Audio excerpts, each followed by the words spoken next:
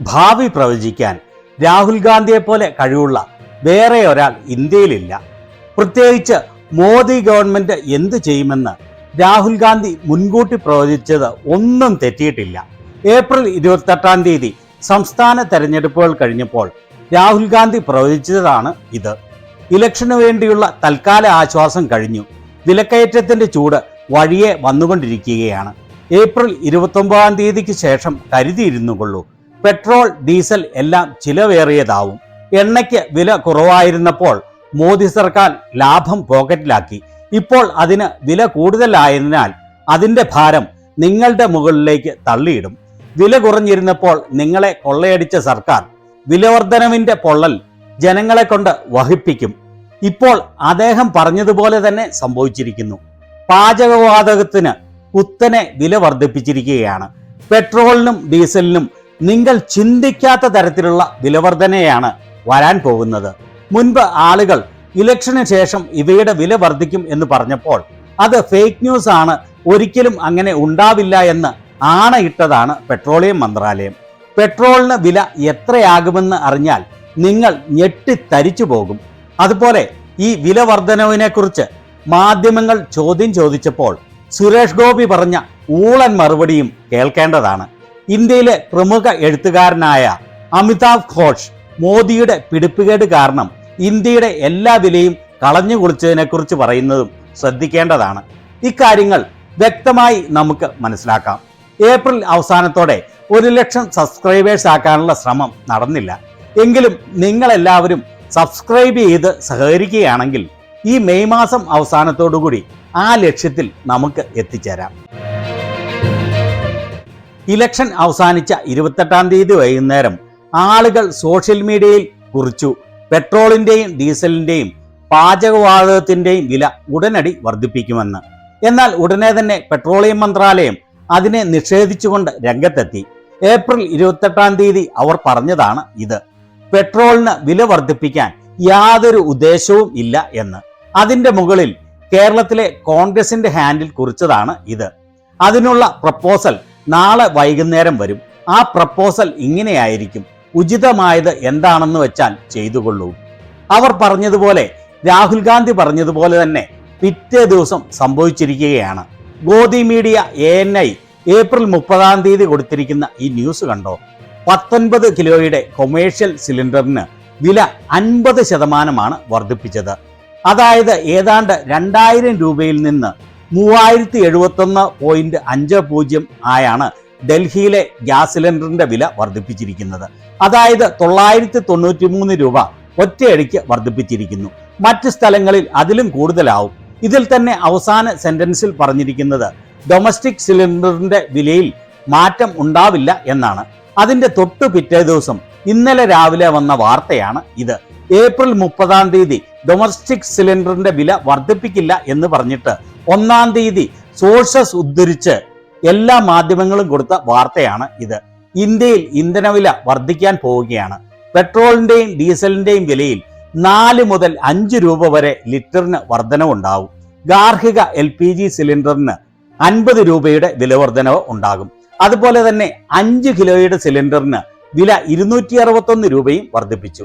ഇനി നിങ്ങൾ വിചാരിക്കുന്നുണ്ടാവും പെട്രോളിന്റെയും ഡീസലിന്റെയും വിലയിൽ 4 അല്ലെങ്കിൽ 5 രൂപയുടെ വർധനവേ ഉണ്ടാവുകയുള്ളൂ എന്ന്. എന്നാൽ ഞാൻ പറയുന്നത് കുറിച്ചു വെച്ചുകൊള്ളൂ. പെട്രോളിന് വില ഏതാനും ആഴ്ചകൾക്കുള്ളിൽ 140 എത്തും. അതെ, നിങ്ങൾ കേട്ടത് ശരിയാണ്. ഒറ്റയടിക്ക് വർദ്ധിപ്പിക്കാതെ ഓരോ ആഴ്ചയും പടിപടിയായി 4ഉം 5ഉം രൂപ വീതം വർദ്ധിപ്പിച്ച് 140 എത്തും. ഏതാണ്ട് 95% ഉറപ്പാണ്. അതുപോലെ ഏതാനും നാളുകൾക്ക് മുൻപ് ചില ആളുകൾ പെട്രോളിന്റെയും ഡീസലിന്റെയും വില ലിറ്ററിന് 25 രൂപ മുതൽ 28 രൂപ വരെ തെരഞ്ഞെടുപ്പ് കഴിയുമ്പോൾ കൂട്ടും എന്ന് എഴുതിയിരുന്നു. ഉടനെ തന്നെ പെട്രോളിയം മന്ത്രാലയം ഇത് ഫേക്ക് ന്യൂസ് ആണ് എന്ന് പറഞ്ഞുകൊണ്ട് കുറിച്ചതാണ് ഇത്. അങ്ങനെയുള്ള യാതൊരു തീരുമാനവും ഗവൺമെന്റ് പരിഗണിക്കുന്നില്ല. ഇത്തരം ന്യൂസുകൾ ജനങ്ങളെ തെറ്റിദ്ധരിപ്പിക്കാനും ഭീതി ഉണർത്താനും വേണ്ടിയുള്ളതാണ്. കഴിഞ്ഞ 4 വർഷമായി ഇന്ത്യയിൽ മാത്രമാണ് പെട്രോളിന് വില വർദ്ധിപ്പിക്കാതെ ഇരുന്നത് എന്ന്. അത് ഫേക്ക് ന്യൂസ് അല്ല, വാസ്തവമാണെന്ന് ഇപ്പോൾ മനസ്സിലായല്ലോ. അത് മാത്രവുമല്ല, കഴിഞ്ഞ 5-6 വർഷങ്ങളിലായി ക്രൂഡ് ഓയിലിന്റെ വില കുറഞ്ഞു വരികയാണ് ചെയ്തത്, അല്ലാതെ കൂടുകയല്ല. അതിനാൽ മാത്രമാണ് ഇന്ത്യയിൽ വില വർദ്ധിപ്പിക്കാതെ ഇരുന്നത്.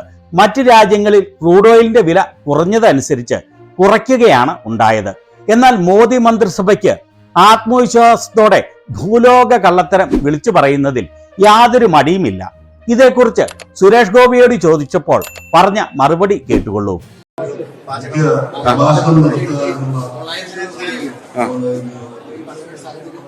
ഏതാ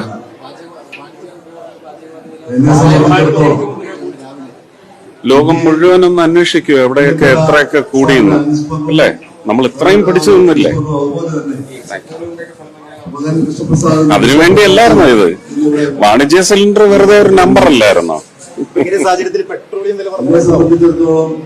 അയാൾ പറയുന്നത് ഇത്രയും നാൾ പിടിച്ചു നിന്നില്ല എന്നാണ്. ഇലക്ഷൻ കഴിയുന്നതുവരെ പിടിച്ചു നിൽക്കുമെന്ന് സംഘികൾക്കൊഴികെ ഏത് കൊച്ചു കുഞ്ഞിനും അറിയാവുന്ന കാര്യമാണ്. അതുപോലെ വിദേശത്തെ പെട്രോൾ നിരക്കിനെ കുറിച്ച് ഇയാൾക്ക് എന്തറിയാം? അമേരിക്കയിലൊക്കെ 30% പെട്രോളിന് വില വർദ്ധിപ്പിച്ചിട്ടും ഇപ്പോൾ ഇന്ത്യയിലുള്ളതിനേക്കാൾ വിലക്കുറവാണ് എന്ന് ഓർക്കണം. മോദി സർക്കാരിന്റെ കഴിവുകേടാണ് ഇതിന് പ്രധാന കാരണമെന്ന് പ്രമുഖ എഴുത്തുകാരനായ അമിതാഭ് ഘോഷ് തുറന്നു പറയുകയാണ് ഇവിടെ. India, in some way, over the last few years, most of all, has completely lost its way diplomatically within the region. And it's very hard to see how it can get back on track. I mean, just a few days before this conflict started in Iran, the Indian Prime Minister was in Israel, literally hugging Netanyahu and so on, despite the fact that these stands are not at all popular overwhelmingly in India by any means. Can you say that for sure, that they're not popular, or is it more amongst your group of people? Yes, I'm from a part of the Indian public which is opposed to these policy stands. Look, I mean, even if it's a question of it being popular or not, just prudence requires you to conduct yourself with a certain kind of caution in relation to the big support. Modi സർക്കാരിന്റെ കീഴിൽ ഇന്ത്യയുടെ എല്ലാ സ്വാധീനവും ഡിപ്ലോമസിയും നഷ്ടപ്പെട്ടിരിക്കുകയാണ്. ഒരു തരത്തിലും അത് തിരിച്ചു കൊണ്ടുവരാൻ ആവില്ല എന്ന് അദ്ദേഹം വ്യക്തമായി പറയുകയാണ്. അദ്ദേഹത്തിന് കാര്യങ്ങളെക്കുറിച്ച് വളരെ വ്യക്തമായ അവബോധം ഉള്ള ആളാണ്. അദ്ദേഹം പറഞ്ഞത് 100% ശരിയാണ്. ഇനിയുള്ള നാളുകൾ വളരെ ബുദ്ധിമുട്ട് നിറഞ്ഞതായിരിക്കുമെന്ന് നിങ്ങൾ എല്ലാവരും മനസ്സിലാക്കണം. എല്ലാ സാധനങ്ങൾക്കും വലിയ വിലവർധനവാണ് ഉണ്ടാകാൻ പോകുന്നത്. കൊമേഴ്ഷ്യൽ സിലിണ്ടറിന് വിലയിൽ ഇത്ര വലിയ വർധനവ് ഉണ്ടാകുമ്പോൾ റെസ്റ്റോറൻറ്റുകളിലെ ഭക്ഷണത്തിന് വലിയ വിലവർധനവ് ഉണ്ടാകും. വളരെയേറെ വ്യവസായങ്ങൾ നടത്തിക്കൊണ്ടു പോകുന്നതിന് ഗ്യാസ് ആവശ്യമാണ്. അത് വ്യാവസായിക ഉൽപ്പന്നങ്ങളുടെ വില വലിയ തോതിൽ വർദ്ധിക്കുന്നതിന് കാരണമാകും.